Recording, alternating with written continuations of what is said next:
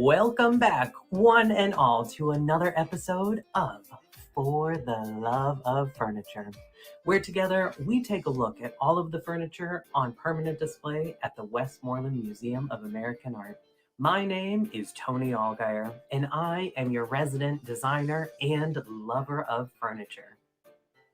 As you may recall on our previous episodes, we discovered pieces that were created based off of trends first made popular by Great Britain, including this Victorian sofa and Chippendale slant front desk. These furniture pieces were reinterpreted from their stylistic origins from Britain for the American market. Compared to our previous episodes, the piece we will rediscover today has quite a unique history, primarily because this 19th century piece stems from a small valley known as Soap Hollow, which is near Somerset County, Pennsylvania. That's right, we are going to delve deep into the history and sought after popularity of this statuesque Soap Hollow 7-drawer chest. At first sight, you marvel at the deep red color and distinct stenciling and detailed decorations with prominent markings on both the left and the right side panels. The label on display says that the craftsperson who created this chest was Jeremiah Stahl in 1867. So where exactly is Soap Hollow? Who was Jeremiah Stahl? And why is this piece of such significance that it is now on display at the museum? What is the history behind this 154-year-old piece, and what inspired these 19th century craftspeople in rural Pennsylvania to create such aesthetically pleasing pieces that are still sought after by collectors today? Let's first travel back to the early 1800s to a small valley at the foothills of Chestnut Ridge of the Allegheny Mountains. This area is no more than 3 miles long and 2 miles wide. Named after the German designation, and correct me if my German pronunciation is completely wrong, Schmierseif Self-Dersch, or Smearself, meaning soft soap hollow, after the once prevailing cottage soap making industry by the women who resided here in the early 19th century. Soap Hollow was first settled by the Amish in the mid 1700s. Then, by the later half of the century, Mennonites of both German and Swiss ancestry began to settle there as well. The Amish and Mennonites, known as the Pennsylvania Dutch, were farmers who lived off the land using tools they created or had passed down from generation to generation. Their concept of education and any questions of day-to-day life is based off of their interpretation of the Bible. A hard work and simplistic lifestyle govern their work, their clothes, even down to how their clothes are worn. They believe that anything that isn't plain is English, and to them must be rejected. They lived a cloistered lifestyle and stayed true to their beliefs and not exposing themselves to what they referred to as non believers. Their rigid rules and discipline was all focused around the community instead of focusing on oneself. Everyone had their role to play. The role of men and boys was to tend to the land and provide for the family. The role of women and girls was to tend to the home, cooking, and creating the family's clothing.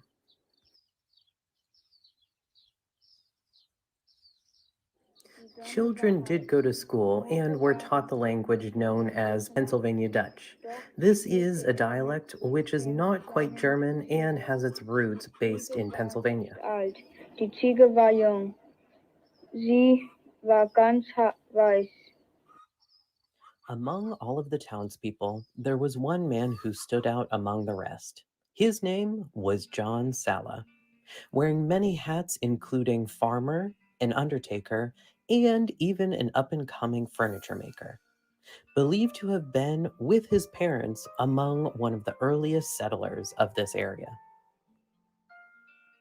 His successful furniture career spanned 3 decades, making handmade cradles, cupboards, two-drawer work tables, miniature chests of drawers, blanket chests, and large chests of drawers. Unfortunately, there is little documentation of the people during this time, other than a few census records, tax papers, and estate papers. If there is one thing that the Pennsylvania Dutch have taught me, it's how to keep a good diary. Dearest diary, today I learned that I've been neglecting you for too long. So how are you? I can't wait to hear from you. Love always, Tony. Although the 1876 Beers Atlas shows a carpenter shop in Sao Paulo, there is no indication of who owned it or whether it was used by one or more of the cabinetry makers of the time. It is believed that the furniture was produced only during the slower winter months, when the men were not busy with farming. Public records support this idea since John Sala was listed sometimes as a carpenter and other times of the year as a farmer. John Sala was not the only maker of this distinctive Sao Paulo furniture. However, he was the change agent who synthesized and established the visual vocabulary of form and decoration that we recognize as Sao Paulo furniture. We know little about Sala's life before 1840, but we do know that John Sala was born and raised in Somerset County. He married Magdalena Miller, and they had 13 children, including 8 sons. He is listed in the official records as both a carpenter and a farmer. His obituary states that he was an undertaker by trade and made 329 coffins for those who died in his neighborhood. Now, I know what you're thinking, because I was thinking the same exact thing. This is a bit of a morbid thought, but when put into context in the mid 1800s, rural Pennsylvania, and a small town atmosphere, everyone really does have to play their role in the development of the community. And since John Sala already knew how to create furniture, he could easily make a box that someone could lie in. Creepy, but it's true. And he did it really well. Sala trained many other carpenters of the time in the same Sao Paulo furniture style that became so popular in this area, including 2 out of his 8 sons. By 1840, John Sala had become a cultural leader by virtue of his furniture production and his undertaking business. His furniture was and still is highly respected within the local Mennonite community, a fact reinforced by the persistence of the forms and decorations long after his death, and the preservation of the furniture over time. Sala defined the concept of good fit for domestic furnishings. His relatively expensive and symbolic furniture was a daily reminder for those owners of their cultural identity and social status. And again, not just a furniture maker, but also an undertaker, Sala truly did preside over the Mennonite community in his small town of Sao Paulo, literally from cradle to grave. The 4 primary rites of passage for rural life included birth, adolescence, marriage, and death. Through his furniture creations, John Sala was implicated in all of these stages of life in his community. 8 cabinet makers are associated with the Sao Paulo School of Cottage Craftsmen. All produce furniture with similar designs, construction, and decoration. The majority was paint decorated and incorporated cut paper stencil decoration. Dark red or maroon with black moldings and feet were popular color combinations. Some later pieces were grain decorated and had floral decals as embellishments. The stencil decoration was often done in gilt or included floral and geometric design work. Many soap hollow chests possess the initials of the individual it was made for on the front left and the date to the right. The primary soap hollow furniture form was the chest and chest of drawers, although other furniture pieces were created as well, including sewing boxes, cradles, rope beds, Dutch cupboards, hanging cupboards, and even a tall case clock are known to exist. This unique body of work that is soap hollow expresses a material culture rooted in both Germanic and neoclassical traditions. While the Pennsylvania Germans in the eastern part of the state decorated their furniture with free-hand ornamentations until the second half of the 19th century, those in Somerset County utilized stencils from the beginning of the construction. The stencil is an age-old tool, and stenciling, the art of applying design to the surface through superimposed openings, is an ancient craft. The stenciled initials and dates on the furniture represent the persons for whom the pieces were made and the dates of manufacturing, in keeping with the Mennonite tradition of dowries. It says here that the bride's dowry of linen, silver, and other household items was often kept in a dowry chest that was either made newly for her or inherited from her mother or grandmother. Men's dowries consisted of clothing such as linen shirts, tools, and sometimes even farm animals. Wardrobes, chairs, clocks, and other pieces of furniture, too, were even given as dowry. Fascinating. Perhaps the most distinguishing hallmark of soap hollow furniture is the way in which pieces were signed. The makers prominently stenciled their names or initials preceded by the words manufactured by or letters MF, rather than follow the traditional practices of signing the furniture in less conspicuous places, such as the bottom of plank chairs or the back of chests. The soap hollow makers boldly placed their marks on the front and sides of larger pieces. Though not all makers signed their names, nor are all of the pieces actually signed. Jeremiah Stahl was the identified maker to stray from the typical soap hollow signature. Both decorative art students and experts have characterized the earliest pieces as country Sheridan, but Jeremiah Stahl, by adding a slight swell at the top of the chest, offered a transition to the popular Empire style. Between 1845 and 1874, keyhole shields on the furniture were inlaid. The earliest knobs that used to be made by sandwich-type glass began to be replaced by porcelain pools around 1860. Within 10 years, porcelain pools completely replaced glass knobs. Fellow craftsmen eventually copied Stahl's styling for furniture produced. The soap hollow craftsmen used whatever wood was available to them. This included cherry, walnut, maple, hickory, chestnut, poplar, and even pine. They dovetailed and mortised joints to secure them with wooden pins. Wooden wedges were sometimes inserted to secure tightness in construction. Square-headed nails secured drawer bottoms and guides, as well as scroll splashbacks, but wooden screws were also used.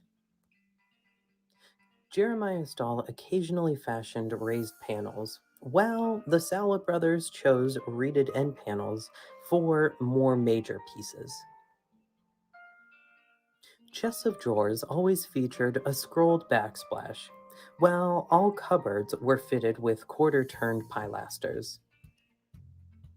Blanket chests usually bowed above the front skirt and rested on bracket-type feet. Primarily a traditional buttermilk red paint and sometimes a deeper maroon with a medium brown or black grain was used.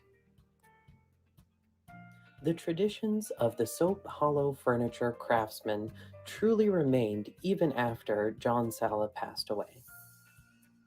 Today, Sala's spirit and that of his sons and other apprentices lives on through the things that they created. Their choices and skills are quite evident, but the furniture is more expressive of culture than any craftsman's individual tastes. So Palo furniture is first and foremost unmistakably Pennsylvania German in form, construction, and decoration. This furniture style is the product of international neoclassicism, an aesthetic movement which swept through continental Europe and the British Isles in the late 18th and early 19th centuries. From the settlement of Schmier Seif Dersch through today, 90% of the population is Mennonite, while fourth generation descendants speak a Pennsylvania German or Pennsylvania Dutch dialect. In fact, many school children had to be taught to speak English, and the Stahl Mennonite Church, the only church in Sao Paulo, regularly conducted services in German until 1939. Today, about 85% of the residents speak a dialect they call Pennsylvania Dutch. Most of the history of Sao Paulo's unique furniture and its makers has been lost during the last century, but the known 175 identified pieces attest not only to the 19th century handicraft, but the rich legacy of these craftspeople. It is rare that early settlers of southern Pennsylvania desired pieces crafted and decorated in their own traditions, particularly because inexpensive, mass produced furniture could be purchased easily in Pittsburgh and nearby communities. But thankfully for us, it is in good fortune that avid collectors and institutions are continuing their quest for these unusual pieces. Now let's take an in-depth look detailing the Soap Hollow 7-drawer chest made by Jeremiah Stahl on display at the Westmoreland Museum of American Art. Although the chest is unsigned, this important example of Soap Hollow furniture is firmly attributed to Jeremiah Stahl. This attribution is primarily due to certain stylistic elements, including the borders around the initials and date, the bright Chinese red, and the stenciled drawer pool surrounds. This chest has been recognized as an icon of Sao Paulo furniture by the latest book on this Western Pennsylvania cabinet making school by Charles Mueller, which illustrates it on its cover. The museum's chest, which was made in 1867, has porcelain drawer pools, but earlier knobs would have been made from sandwich glass. Additional brown Rockingham knobs still exist for this piece in the museum's archive. Its decoration is both painted and stenciled, as was typical on pieces made by members of the community. This chest incorporates stenciled birds, a floral design around the pools, and quote mark like strokes around the initials of the person the piece was made for. Many of these motifs, like birds and flowers, are found in various configurations on other domestic crafts made by the Pennsylvania Dutch communities. This piece has decorative elements common amongst all Sao Paulo furniture, such as a waved patterned backsplash and even a shaped skirt at the bottom. It is also painted in an intense Chinese red, a color favored by Sao Paulo workers in different strengths. Jeremiah Stahl was known for using very bright concentrations of this Chinese red, as seen on this piece. This piece has clearly been put to good use over its lifetime. You can see on the top face that someone used to store newspapers here since the ink has been transferred to it. Recessed panels on both sides are painted black. If you tried to open the set of smaller 3 drawers at the top, you would notice that they are all locked. The way to open these drawers is to actually open the first larger drawer and press up on the angled wood blocker. This simple design is very effective and so clever. When you open the drawers, you can truly see the cherry and tulip poplar wood in greater detail, void of painted decoration. You also get more of a sense for the wedge drawer dovetails. A simple extension of the drawer base creates a bumper for each of the drawers, protecting the back panel and helping the piece last for generations and generations. In 1880, Jeremiah Stahl left his house and adjacent cabinetry shop and moved near Michigan. Absence of records and furniture indicate that he probably did not make furniture after leaving the state. His stands, cradles, chests of drawers, and blanket chests are easily recognized by their bright colors and their extensive stenciling. His last known piece was dated in 1874. Some may interpret these heavily sought-after pieces as the work of folk artists whom we instinctively admire for their creativity and craftsmanship. All furniture is created with a functional purpose in mind, and there is no exception with this piece. I was taken to the museum's vault to see an additional Sao Paulo piece created by 2 makers of the same time period, Peter Thomas and Christian Blow, in 1859. In true Sao Paulo tradition, this piece is quite similar in detailing to the one by Jeremiah Stahl. The deep red colors, beautifully placed stenciling, and locking top drawers also exist. It still even has its original sandwich glass drawer pulls. It is very impressive that a distinct decorative tradition can emerge in the mid-19th century in a relatively remote community. Sao Paulo furniture is not the spontaneous creation of just one person, but instead the product of the interaction of that person with the woodworking and religious traditions within which he was trained. The furniture and its ornamentation are therefore expressions of community as articulated by the maker and those who are trained by him. Well, that is all from this episode of For the Love of Furniture. Stay tuned for our next episode to discover more about the furniture on display at the Westmoreland Museum of American Art. Until then, stay happy, stay healthy, and stay curious.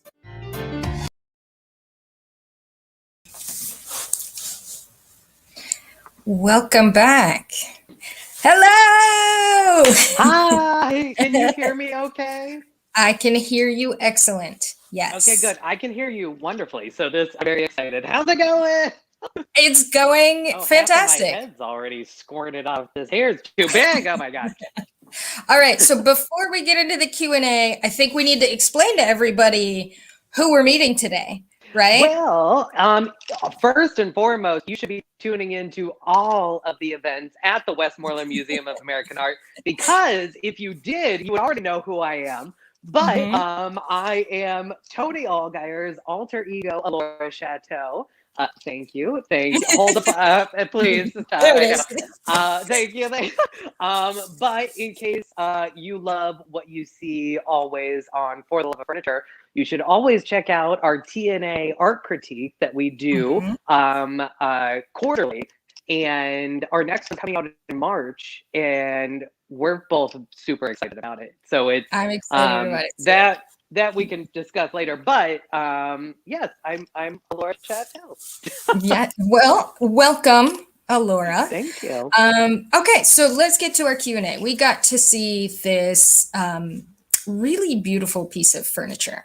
Yes. And I didn't know all that history, so I would will have admit never, it. you know what? I first and foremost, I would have never guessed that I could find Pennsylvania Dutch. So interesting.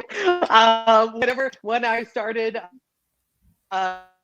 researching it, it was fascinating to learn more. When can you still You're breaking up a little going bit. back and forth? Not sure what's happening. I'm not touching anything, I swear. But it was very fascinating, but also even more interesting because they didn't document things very well. They are, especially the Mennonites and Amish, especially from the 1800s. So that was the trickiest part, but it's fascinating, especially so fascinating that Sao Paulo furniture is so known. Just Mhm. a small little place that's only about like an hour and a half, I believe. Mona, you know the area much better than I do. I Come do. to find out, I which is so actually awesome. lived on Sao Paulo Road. Yes. So, That's amazing. But yeah, so I enjoyed the it was. connection. I enjoyed your connection too. I know. I should have interviewed you to get more details about the area. All right. So we're encouraging everybody to ask any questions you have in our live chat here. But I have some prepared questions that I would like to ask you if you're up for it. Of So course. let's start with the stencils. So the decorative stencils are sort of a major component of the Sao Paulo furniture. Do the flowers and the birds have any symbolic significance? So that was one thing that I had a real difficult time really finding to see if each thing have a specific significance. But the one thing that I do know specifically is that each maker kind of formulated their own individuality when it came to stenciling, and that's why nowadays you can decipher. There's very key elements because from piece to piece, they can be very similar in the stenciling, in the color, in the way that it was manufactured by hand, of course, manufactured by hand, not in a factory. But so, in my interpretation, as far as I could find out, not specifically. I really have a feeling that each element of that had specific representation of what each part meant. Mhm. And that was one thing that I really wanted. I struggled finding more information about that. So any of you out there watching, if you know any more information about it, please let me know because I am fascinated and I'm still trying to figure that out more. We'll just But each person definitely did have their own spin on where they went with a lot of the stenciling. all right. Excellent. Okay, so another question that we have for you is when it comes to the Sao Paulo furniture, how do the artists or the manufacturers, so the creators of it, balance sort of the form and the function? That's actually a very interesting thing too. So it seems again that it was a balance of personal interpretation, but also to a learned craft. Because some people interpret the word craft in different ways when it comes to artwork, and don't interpret that in a negative way. It's a learned trade more so than a craft. It's a learned ability, and each maker. And I'm also someone who hates to say like craftsmen, man, but in this case, back then, there would be no women, unfortunately. There would be no women like us. There would be no women who would be actually manufacturing and doing that because in Pennsylvania Dutch, the Mennonites and the Amish, they don't stray from roles, especially gender roles, which I personally, obviously, I find very frustrating. But that is their way of life, their religion, and it's based a lot off of religion. So when it comes to personal interpretations, they would interpret things slightly, but it doesn't seem as though it's very encouraged to fully exude your own persona and personal taste when it comes to much of anything. That just seems to be mainly because everything across the board that they do, and my assumption also too with the stencils, it's that there is always a tie back to the Bible, and the Bible especially that they use. And some still do use as well, that is written in a dialect that few people can actually read. That was one thing that as I was researching more, because I grew up in Erie, Pennsylvania, more rural Erie, Pennsylvania, and I didn't know them like personally, but I knew some Amish people and things like that. I wish I had a horse growing up, but I always found it fascinating, but never really thought much about it. And so doing more of the research of this, it makes a lot more sense. And also learning more about Amish and Mennonite life and lifestyle and how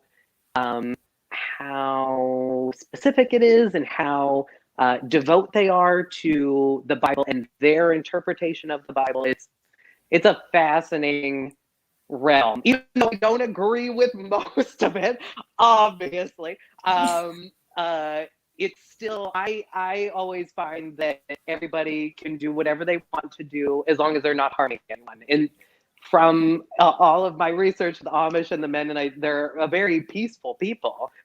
Overall, and they're just very strict and very devout. So kind of everything across the board, it goes back to their interpretations of the Bible for the most part. All right, thanks. No, I think that's great. That answered the question. Okay, so we got a question in the chat, and is there any significance to the predominant use of red paint on the Sao Paulo furniture? And follow up to that was it mainly aesthetic or practical?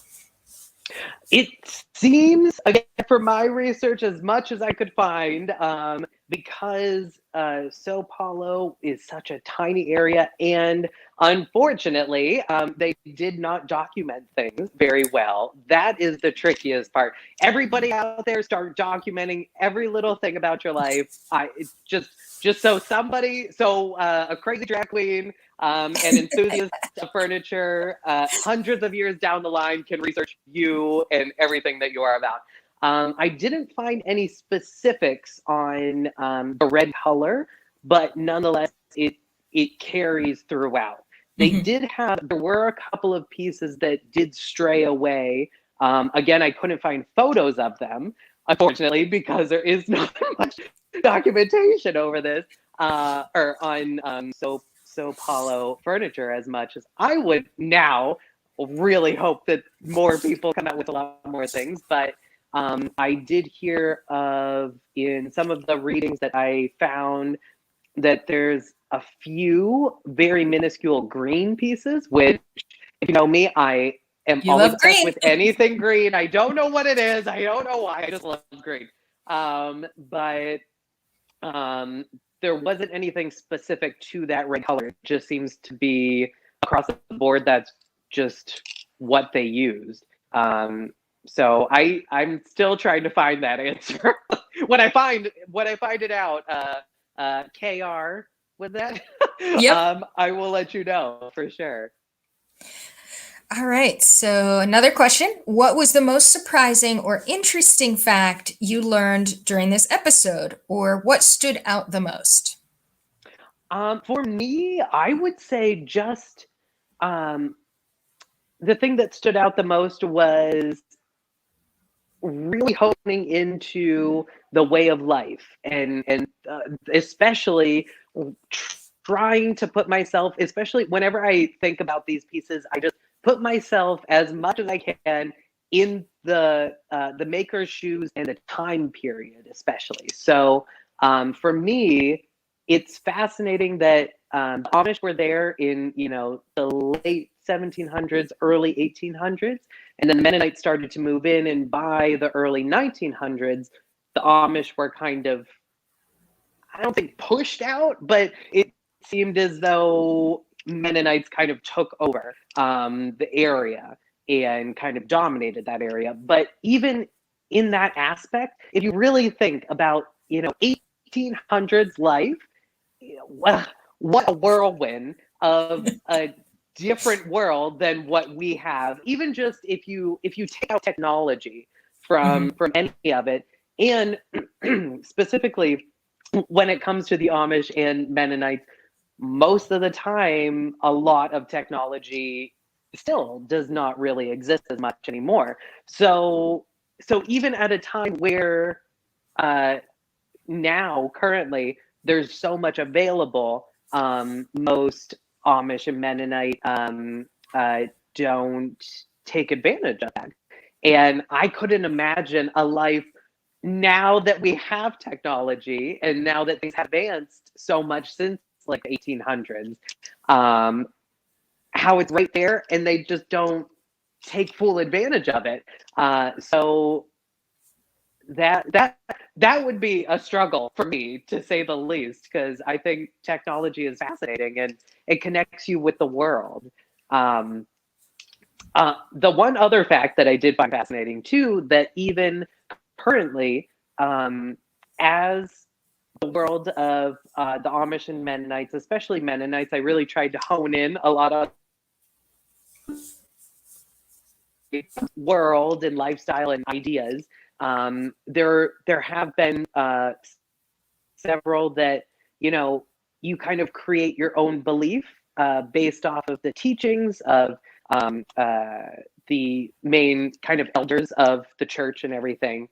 And the entire community is based off around those ideas.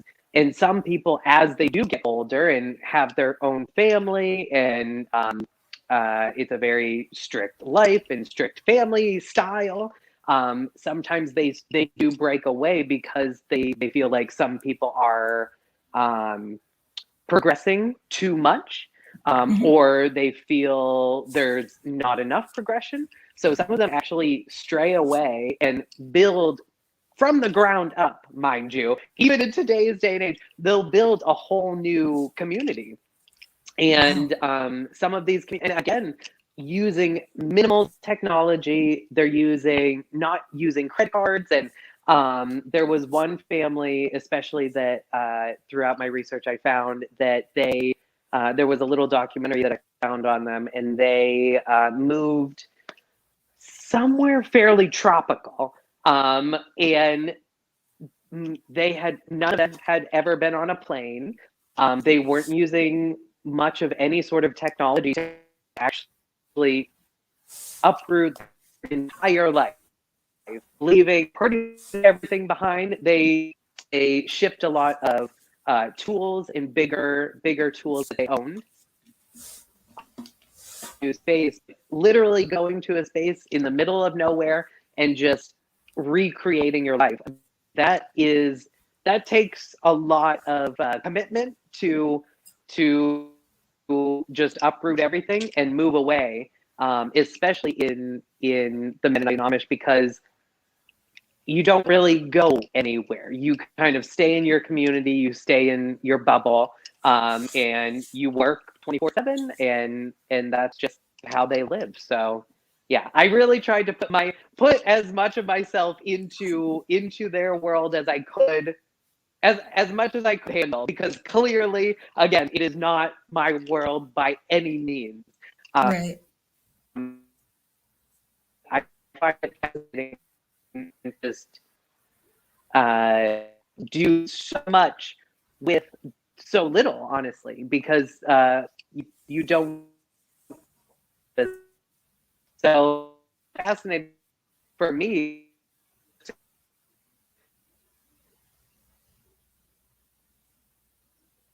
Oh no, it looks like we're breaking up a little bit. Looking around to just and breaking up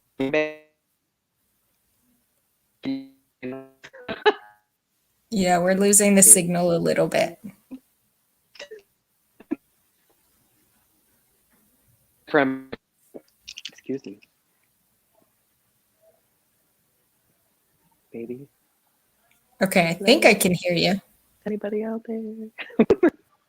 Okay, good. Yes, we're back. But yeah. Okay, cool. Sorry. That was tremendously Um, fascinating. I mean, that's their history is extensive, and I'm glad you got to see it and research it and enjoy it and really just dive into it. So, well, that yeah, was me too. our final question. So we are Yay. going to wrap it up.